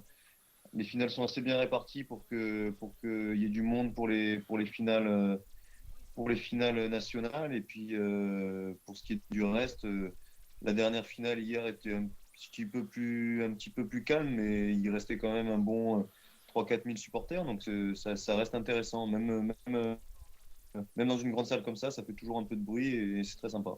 Ouais, très sympa. Donc allez, on a Valérie juste à côté de nous. Le temps pour moi de faire une petite manip. Voilà, hop, je vais l'appeler, c'est du direct. Elle va être 30 secondes, dans 2 secondes avec nous. Voilà, Valérie Nicolas est avec nous. Bonsoir. Bonsoir. Alors merci, hein, je sais que ça a été difficile, vous aviez l'entraînement avec votre club et vous venez juste de rentrer, on vous saute dessus, mais c'est gentil quand même d'avoir accepté l'invitation. Il n'y a pas de souci, ça me fait plaisir qu'on me saute dessus. Non, je plaisante, c'est du mot. Oui, bien sûr. Alors on va parler un peu avec vous de l'actualité, notamment de cette Coupe de France. Alors tout d'abord, est-ce que vous avez vécu une bonne finale, dames?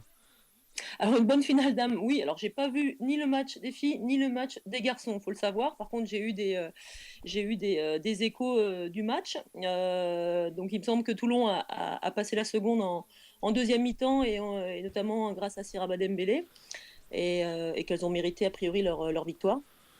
Ouais, effectivement, ils ont mérité leur victoire. Je rappelle quand même que Le Havre avait plus 5 à la mi-temps et qu'au final, c'est plus 5 pour Toulon. Donc, belle réaction de Toulon. Justement, Toulon, c'est un club qui commence à faire parler de lui, hein, pardon, depuis l'arrivée de Thierry Vincent. C'est 3 titres en 3 ans. Belle réussite, hein, pour ce club. Oui, effectivement, le travail de Thierry avait déjà payé à Mérignac. On sait que c'est Ouais. un bon entraîneur et il a réussi à créer un esprit de groupe. Cette équipe-là vit bien. Il y a des filles qui sont vraiment performantes et qui arrivent à exprimer leur potentiel sur des matchs comme ça, coup près. Quand elles étaient championnes de France, c'était lors des playoffs. Elles avaient fini 5e, je crois, après les matchs aller-retour. Et puis au match coup près, elles étaient là. Donc c'est des filles qui sur un match, peuvent battre tout le monde. Voilà, un petit mot sur Le Havre, un finaliste malheureux. Il reste la Challenge Cup, comme je le disais tout à l'heure, début mai face aux Turcs d'Antalya. Un petit prono, est-ce qu'ils sont incapables de l'emporter? Oui, je pense qu'ils sont capables de l'emporter. La Challenge Cup, c'est vrai que c'est pas une grande Coupe d'Europe, mais c'est une Coupe d'Europe et il faut aller la gagner. En Turquie, ça risque d'être un petit peu difficile au niveau de l'ambiance, mais elles sont tout à fait capables d'aller battre les Turcs. Il y a des filles de talent, je pense à Paul Baudouin notamment, et puis Linda Pradel pour ne citer qu'elle, et puis elles ont une pléiade d'étrangères également. Donc je pense qu'elles sont capables tout à fait de se remettre de cette défaite et qui, quelque part, peut-être dans leur tête, elles étaient fixées peut-être l'objectif de la Coupe d'Europe plutôt que la Coupe. Alors, en ce moment, on a l'impression de vivre, Valérie, un peu l'exode des joueuses françaises, Dembélé, Pinot, Mendy, pour citer que les plus connus. D'après vous, qu'est-ce qu'ils trouvent à l'étranger qu'ils ne trouvent pas en France? Actuellement, par exemple, je prends le cas d'Amandine Leno. Ça fait pas mal d'années, 7 ans, 8 ans, je ne sais plus exactement qu'elle est à Metz. Elle était dans le meilleur club pour elle, Elle a grandi avec ça et elle a envie d'aller côtoyer autre chose, d'aller trouver un petit peu plus d'adrénaline. Elle a prouvé sur le sol français qu'elle était la meilleure gardienne française, il n'y a pas photo. Et maintenant, je pense que pour grandir et pour avoir le statut d'être dans l'une des meilleures gardiennes du monde, il faut qu'elle aille se confronter à l'étranger, puis se rendre compte qu'il faut qu'elle apporte une plus-value. Là, actuellement, en France, elle a apporté sa plus-value à Metz, mais voilà, elle n'arrivait peut-être plus à progresser. Je pense qu'elle peut encore un peu progresser. Et je pense qu'elle est partie chercher ça à Vilchéa et que c'est un bon choix. C'est un bon choix de partir à l'étranger. C'est le bon moment pour elle. Ensuite, Alison Pinot, c'est un petit peu différent. Elle est actuellement blessée, donc c'est pas forcément facile de partir à l'étranger, parce que quand on est étrangère, donc moi je l'ai vécu, il faut vraiment apporter une plus-value dans le club où on va. Et là, revenant des croisés, bon, j'espère pour elle que ça va bien se passer, mais ça risque d'être un petit peu difficile peut-être au départ pour elle à s'imposer. Alors, à contrario, les hommes du côté masculin, hein, le handball reviennent en France, comme Omeyer, Dinard, etc. Thierry Vincent, sur notre antenne, disait que le hand féminin avait à peu près 10 ans de retard sur le hand masculin. Est-ce que vous êtes d'accord? Oui, sur l'ensemble, parce que c'est sûr que voilà, si on repart des barjots, c'est sûr que les barjots, voilà, à l'époque des barjots, ils ont commencé avant nous. Nous, le handball féminin, on existait à peine, donc ça c'est sûr que les garçons ont de l'avance sur nous, mais c'est plus par rapport à des cycles. Là actuellement, nous, notre génération, enfin ma génération à moi, on était partis à l'étranger il y a maintenant 6 ans, à peu près 6-7 ans. Là actuellement, c'est un nouveau cycle avec des nouvelles joueuses qui repartent. Voilà, c'est la suite logique, c'est des vagues en fait. Voilà, les filles elles explosent et actuellement elles arrivent à un potentiel, et si elles veulent toucher un petit peu d'argent et si elles veulent voir un petit peu si elles peuvent comment je vais dire, jouer et s'entraîner avec également d'autres stars, voir un petit peu si elles ont vraiment le niveau de mental, et puis c'est surtout l'aspect mental qui va être important à l'étranger, si elles peuvent se confronter à ce genre de joueuses et si elles peuvent apporter une plus-value. Alors, vous avez pas peur quand même que le niveau du championnat français baisse? On voit Metz qui est carrément saigné avec plusieurs départs. Ça va faire mal. Ça, c'est sûr que pour Metz actuellement, c'est pas simple du tout. Je pense qu'il doit y avoir pas mal de questions à se poser, surtout avec les impositions. On n'a pas le droit à plus de 5 étrangères l'année prochaine. Donc ça va être je pense qu'actuellement il y a des bons débats là-haut, à savoir quelles joueuses françaises prendre et quoi faire. Est-ce qu'il faut repartir sur un cycle avec des jeunes, voire des très jeunes? Voilà, actuellement, je pense qu'il y a beaucoup de questions qui se posent en Lorraine. Mais après, sur les autres équipes, j'ai pas l'impression. Il faudra voir un petit peu le Havre ce qui va se passer. Mais après, les autres équipes, on voit Brest, ici les Moulineaux, enfin ici Paris, Toulon. Je pense pas que ça bouge énormément. Donc non, c'est Metz qui va être un peu plus touché actuellement, mais les autres, je pense pas. Alors Valérie, pour parler un peu plus de vous, vous avez annoncé au mois de mars sur votre site votre fin de carrière. J'imagine que c'était une décision assez difficile à prendre? Non, pas du tout. Bizarrement, pas du tout. Je me suis posé la question, on m'a posé la question avec les dirigeants mi-janvier de savoir ce que je voulais faire à la fin de la saison. Et honnêtement, voilà, j'ai pris 15 jours de réflexion, mais voilà, il a dû me falloir 5 à 10 minutes pour me dire que c'était le bon moment pour arrêter. Et puis entre ma vie professionnelle qui se passe bien et ma vie personnelle avec mon compagnon qui va venir habiter avec moi, je pense que voilà, il est temps de tourner la page et de penser à autre chose pour moi. Et justement, penser à autre chose, ça sera toujours dans le monde du handball ou tout à fait autre chose? Je sais pas du tout si je vais rester dans le monde du handball. Pour l'instant, on en a très peu parlé avec le club. Il me reste 4 matchs à faire avec l'OGC Nice. On verra après si je peux les aider ou pas sur des projets en fonction de ce qu'ils veulent faire. Pour l'instant, non, j'ai pas ça en tête. Entraîner, c'est pas du tout mon truc. Les aider peut-être au niveau du management au niveau du club, pourquoi pas. Mais actuellement, c'est pas l'actualité. On va déjà se battre samedi pour voir si on peut être championne de France de D2 ou pas. Et puis ensuite, on prépare à l'avenir au niveau handball après ça. Benoît Perrabou, je crois que tu as quelques petites questions. Oui, Valérie. Justement, où en es-tu avec ton club? Est-ce que tu vas pouvoir finir en apothéose sur une montée ou ça risque d'être encore se jouer encore sur les derniers matchs? Ça va se jouer samedi hein, à Cergy. On a notre match qui va se jouer là, la saison va se jouer là, c'est les deux meilleures équipes de la D2, il n'y a pas photo, les autres sont relégués très très loin. Cergy venait de D1, donc avait tout de suite ses repères. Nous, on a dû recréer une équipe qui, voilà, l'osmose, elle a pris, ça se passe bien. Franchement, j'aimerais bien finir sur un titre de championne de D2 pour monter le club en D1. Maintenant, si on finit deuxième, voilà, on fera avec. Ça ne changera pas ma décision, quoi qu'il arrive. Il n'y a qu'une montée? Comment? Il n'y a qu'une montée? Il n'y a qu'une montée, effectivement. Il n'y a qu'une montée, puisqu'il n'y a qu'une descente. Donc, c'est pour ça que tout va se jouer sur le match de samedi qui vient. Mais c'était pas mal parce que en 2008 vous êtes arrivé à Nice qui était en National 4. En National 2, pardon. National 2, ouais, c'est la 4ème division. National 2, donc en 4ème division. Et puis là, ils sont en passe de monter en première. Donc beau challenge et réussi. Je crois que Stan, tu avais une petite question. Ouais, j'avais une petite question un peu plus personnelle pour Valérie. Déjà, bonsoir Valérie. Vous êtes chargé de mission à la mairie sur l'événementiel et le développement du sport. Vous pouvez nous en dire un petit peu plus? Et est-ce que c'est aussi une approche pour l'après-carrière? Ah bah pour moi, l'après-carrière, je l'ai terminée, on va dire, en 2008. Une fois que je suis rentrée du Danemark, pour moi, c'était dans le projet de reconversion. Je travaille à plein temps depuis 2008 et en plus, je fais du handball à côté. Donc, j'ai vraiment changé de statut. Où avant, je faisais du handball et je faisais un petit peu d'études et tout ça. Là, depuis que je suis rentrée, j'ai passé mon Master 2 de management du sport, depuis que je suis revenue à Nice. Et puis, je travaille à plein temps, donc à la direction des sports. C'est-à-dire que je suis chargée d'aider les organisateurs sur des manifestations. Donc, les manifestations vont du tournoi de tennis, l'Open de tennis par exemple, qui a été réhabilité depuis 2 ans, ça fera 3 ans là, juste avant Roland Garros, qu'on l'a remis en place, au tournoi de foot du quartier où il faut prévoir et aider les petits clubs également.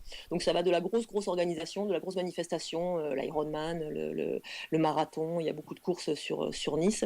Le patinage artistique qui était à Nice, le championnat du monde, il y a 15 jours, 3 semaines.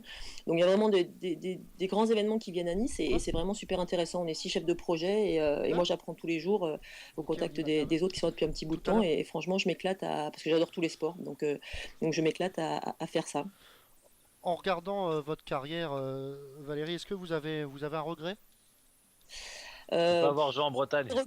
Franchement, des regrets, vu le palmarès, vu les médailles que j'ai remportées, ça serait être très difficile parce que j'ai vécu vraiment des bons moments. J'ai eu la chance de faire 3 Jeux Olympiques, même si j'ai pas eu une médaille olympique, j'ai vécu 3 Jeux Olympiques. C'est extraordinaire, c'est une compétition, c'est quelque chose de magique, quoi. Donc c'est sûr qu'il manquera peut-être cette petite médaille olympique, mais franchement, avec tous les titres et tout ce que j'ai eu à côté, tout le bonheur que ça m'a apporté et tous les voyages que j'ai pu faire et les gens que j'ai rencontrés. Franchement, voilà, il y a pas de regret. Je suis assez sélective au niveau de ma mémoire et je garderai que les bons moments. Et au niveau de votre possible carrière dans les médias, on vous a vu commenter les matchs. Est-ce que vous serez de la partie si l'équipe de France devait se qualifier pour les JO? Est-ce que vous commenterez auprès de Jacques Anquetil de Jacques Anquetil. C'était un lapsus révélateur. Hein, pas mal. Je vais. Alors effectivement, je suis pigiste depuis que je suis revenue en 2008. C'est vrai que Canal m'a demandé de commenter les matchs de l'équipe de France. Donc c'est vrai que dès que je peux, j'essaye de le faire. C'est pas forcément évident. mais j'essaye d'apporter une petite touche, voilà, de mon point de vue de gardienne de but, et voilà, donc il me redemande, donc je me dis que c'est pas trop mal, même si on peut toujours faire mieux. Et puis franchement, par rapport aux Jeux Olympiques qui arrivent là, c'est France Télé qui va retransmettre les Jeux Olympiques, et France Télé m'a contacté pour que si jamais l'équipe de France se qualifie, que je commente les filles à Londres. Ah bien, c'est une bonne nouvelle. Ouais, Ça. je suis très très très contente. Donc vous serez avec Olivier Giraud, quoi. Effectivement, lui sera pour les garçons et je serai avec lui pour les filles. Benoît ? Oui, tu parlais de regret, t'as pas le regret de ne pas avoir pu jouer dans ta région d'origine à haut niveau? Ah, c'est sûr que c'est toujours, bretonne. c'est toujours sympa de jouer, ouais, surtout quand je vois l'Armor 29 qui se débrouille bien en ce moment. C'est sûr que voilà, j'aurais bien aimé aider, c'est sûr, le club de là d'où je viens, mais voilà, je pouvais pas à ce moment-là, il n'y avait pas de haut niveau à ce moment-là en Bretagne. J'ai dû partir sur Paris au départ avant de partir à Besançon. Bon voilà, c'est des choix de carrière, mais c'est sûr que, mais en plus c'est bizarre parce qu'il y a l'entraîneur, il y a Laurent Bezo qui m'a appelé là cette année pour savoir si je n'étais pas intéressé pour jouer avec Cléopâtre. Donc tu vois, même à 37 ans, je me fais encore contacter par des clubs de D1. Attends, en plus, tu te fais contacter par le Monténégro, tu te fais proposition de naturalisation. Je me dis finalement, j'ai peut-être tort d'arrêter et je passe peut-être à côté de bonnes choses, mais voilà. Financière au moins. Je sais pas si sportive, mais financière au moins. Ouais, non, mais voilà, l'argent à un moment donné, voilà, ça fait pas tout, et il y a autre chose. Et puis voilà, si je peux également mettre un enfant au monde, bah voilà, ça sera un plus grand plaisir, je pense, que de continuer à jouer au handball. Alors sachez que vous allez pas tarder à contacter par Benoît Perabou RTS, hein, pour être un peu notre consultante pour ces JO, en espérant que la France y aille. Donc le TQO aussi, hein. Et le TQO, exactement. Ouais. Ça sera pas une question d'argent, croyez-moi, mais on espère avoir. Non, mais ça c'est en off, ça. En nature. Ah. Quoi? On n'est pas payé? Bon bah Mika en nature, hein, toi qui adore le hand féminin. Alors petite question d'internaute quand même qui change un peu de sujet, on repart un peu avec Nice. Si Nice devait monter en LFH, est-ce que vous pensez qu'elles ont le jeu et l'effectif pour y figurer correctement? Actuellement, pour figurer en haut de tableau, non, on n'a pas suffisamment l'effectif, mais forcément, si l'équipe monte en LFH, je pense que le club a anticipé et a pris quelques contacts pour éventuellement faire venir des joueuses. Il faut garder, je pense, la base, parce que la base, elle est bonne. Il y a des joueuses qui se sont bien distinguées cette année. Mais il faudra faire un complément sur certains postes, parce que je pense sinon on sera en difficulté. Mika? Ouais, moi je voulais juste avoir ton avis sur. Parce qu'en fait, tu dis il y a une seule montée, c'est ça? Oui. Et en fait, je comprends pas trop parce que le championnat c'est 10 ou 11, je sais plus exactement. Nous, on est 14. On est 14 en D2 et il y en a 10 en D1. Donc, c'est Voilà, en fait, 10 en D1. aussi Donc, au niveau de la fédération, il y a ils ont prévu qu'une seule descente parce qu'en fait, il y avait les Jeux Olympiques et Olivier Crombols prenait les filles pendant pas mal de jours au niveau de la préparation et par rapport aux Jeux. Donc, du coup, ils ont, en gros, entre guillemets, ils ont dealé pour qu'il n'y ait qu'une descente et que ça arrange tout. Voilà. le Mais c'est un peu comme ça. Le championnat était passé à 10 plus ou moins à une époque pour des raisons financières. Donc s'il y avait deux équipes dans la capacité financière de monter, ce serait pas intéressant de repasser un peu un championnat un peu plus étoffé? Si, tout à fait. Un championnat à 12, ça serait le minimum. À 10, je trouve que c'est pas. Je veux dire, bon, il y a quand même des partenaires privés qui payent, qui mettent de l'argent. Il y a 10 équipes, donc ça veut dire qu'il y a forcément 9 équipes qui viennent seulement. Il n'y a que 9 matchs. Bon, après les playoffs, forcément, mais il n'est pas riche le championnat. Donc il faut un minimum, pour moi, de 12 équipes dans le championnat français. Donc c'est sûr qu'à un moment donné, c'était pas évident. Les clubs avaient des difficultés pour avoir pour avoir l'argent. Mais actuellement, voilà, pour notre part, nous, je pense à Nice, le budget, on l'a. Donc c'est vrai que voilà, je pense que ça serait dommage de se priver de villes, surtout comme Nice, 5e ville de France, qui pourrait peut-être apporter un plus au niveau de ce championnat. Valérie, juste avant de passer à une interview décalée de Stan, hein, qui est un peu sa spécialité, est-ce que vous pouvez nous en dire un peu plus sur le TQO, comment ça va se passer, si vous avez des dates, est-ce que l'équipe de France, qui est quand même vice-championne du monde... C'est le dernier week-end de mai, si je ne me trompe pas, c'est 26, 27, 28 mai, le vendredi, samedi, dimanche, ça se passera à Lyon. L'équipe de France va jouer d'abord la Roumanie. Ensuite, elle affrontera le Japon et terminera par le Monténégro. Il y a 2 équipes sur 4 qui sont qualifiées pour les JO. Donc autant dire que si la France bat la Roumanie le premier match et le Japon le deuxième match, mais le deuxième jour, il y aura également le Monténégro-Roumanie. Donc en fonction de ce résultat-là, par exemple, si la France gagne à Roumanie et que le Monténégro gagne à Roumanie, c'est-à-dire que le troisième jour, le Monténégro et la France seront sûrs d'aller au TQO. Ça sera un match beaucoup plus facile à gérer. Par contre, si une des 2 équipes, si la Roumanie gagne un de ces matchs, enfin avant la troisième journée, le dernier match sera décisif face au Monténégro, qui a une très belle équipe, mais qui est en déficit de gardienne. Donc normalement, on devrait pouvoir avoir quand même les filles au JO, à moins d'une grosse surprise. Ouais, non, ça serait une désillusion qu'elles y soient pas. Mais non, c'est vrai qu'elles ont la Roumanie et le Monténégro qui sont quand même 2 bonnes équipes. Ouais. Bon, le Japon, j'y crois pas trop, même si elles peuvent créer On a une perdu contre surprise. le Mais bon, Brésil. moi je mettrais une piécette sur la France et une piécette sur le Monténégro. Ouais. L'équipe de France, vice-championne du monde, hein, doit faire partie, doit aller au JO à Londres, hein. Absolument. Stan, je pense que tu peux commencer ton interview. Avec plaisir, avec plaisir. Donc Valérie, pour cette interview, bien sûr, je vais être obligé de te tutoyer, hein. Il n'y a pas de souci. Bon, c'est gentil. Première petite question, c'est la question nostalgie, hein. Meilleur et pire souvenir handballistique. Le meilleur, je dirais que c'était peut-être le début en 99, là où on a été vice-championne du monde. C'était une belle compétition et on a découvert voilà, qu'on était capable de tutoyer les étoiles. Et puis le pire, c'est peut-être après ma blessure, donc à Athènes en 2004. Quand je reviens, après, je fais les championnats du monde de 2005 et c'était une compétition qui vraiment était pas top du tout et où l'équipe de France a été ridicule. Si tu avais un choix à faire, entraîneur de l'équipe de France ou la mairie à Nice? La mairie à Nice. Petite question-réponse, bien sûr, depuis quelque temps, nous n'avons plus de joker à cela, mais bon, normalement, ça ne devrait pas poser de problème. Tennis ou squash? Les deux, ça marche pas les deux? Non, il n'y a plus de joker, mal. Bon, il aurait alors tennis. Ouais. Valérie ou Val? Val. Océan Atlantique ou Méditerranée? Ah, l'océan, bien sûr. La petite question aussi de compétition chez nos consultants RTS, Benoît Perabou ou Michael Hilles? Je vais dire Benoît parce que c'est sa fête aujourd'hui. Une qui est au courant. Alors, sache que Valérie... Moi qui suis pas au courant que c'est ma fête, mais merci Val. Benoît l'a fête le 11 juillet. Bon voilà quoi, c'est à noter. À suivre. Bien sûr, la petite question qui peut nous mettre mal à l'aise aussi en direct, RTS ou RTL? RTS, bien sûr. Merci. Es-tu simplement la meilleure gardienne française de tous les temps? Ouh là là là là là là. Je ne rentre pas dans ces polémiques-là. Tu vas répondre par oui ou par non. Joker. Bon, on va l'accorder ce joker parce que c'est vrai qu'elle était un petit peu vicieuse cette question, mais bon, comme on reçoit une fille, il fallait un petit peu de vice aussi masculin dans l'interview. Oui, Mika?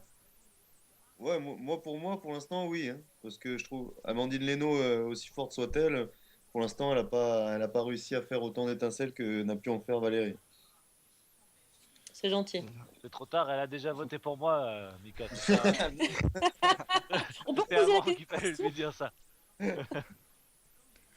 As-tu menti pendant cette interview? Non. La petite phrase aussi RTS que tous nos invités ont la gentillesse de dire pour nous. Ici Valérie Nicolas, bienvenue sur Radio Talk and Sport. Et ici Valérie Nicolas, bienvenue sur Radio Talk and Sport. Merci Valérie, et je rajouterai tout simplement la meilleure gardienne française de tous les temps. C'est nous qui le disons. Merci Valérie d'avoir été avec nous, hein. C'était gentil d'avoir pris un peu de temps juste après votre entraînement. Et au plaisir de vous revoir sur l'antenne pour qu'on puisse, en espérant, parler des TQO en bonne nouvelle et puis qu'on puisse analyser les matchs de l'équipe de France au JO. Ça marche. Merci Valérie. Merci Valérie. Au revoir. Alors c'était Valérie Merci. Nicolas, hein, comme l'a dit Stan, la meilleure gardienne de tous les temps en équipe de France, et pour l'instant c'est le cas, hein, en étant tout à fait objectif.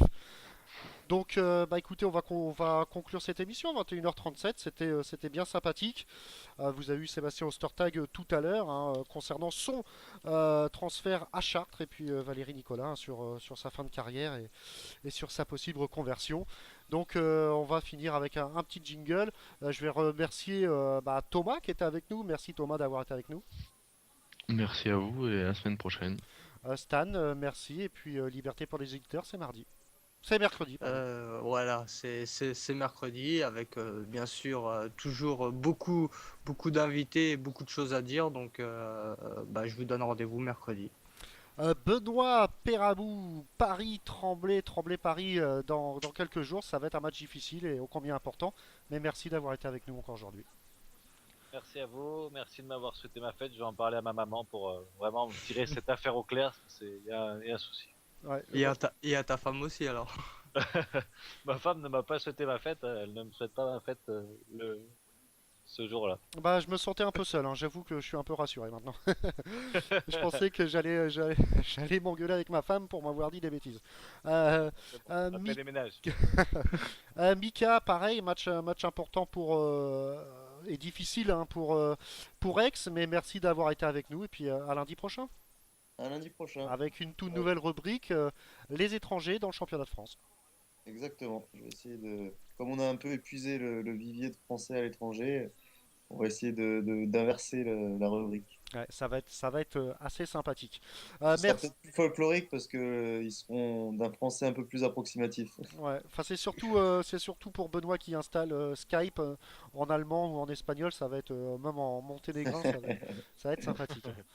Bah écoutez, 21h39, il est temps de lâcher l'antenne. Merci d'avoir été avec nous et puis je vous dis à lundi prochain pour nouvelles émissions de Handé. Ciao ciao à tous.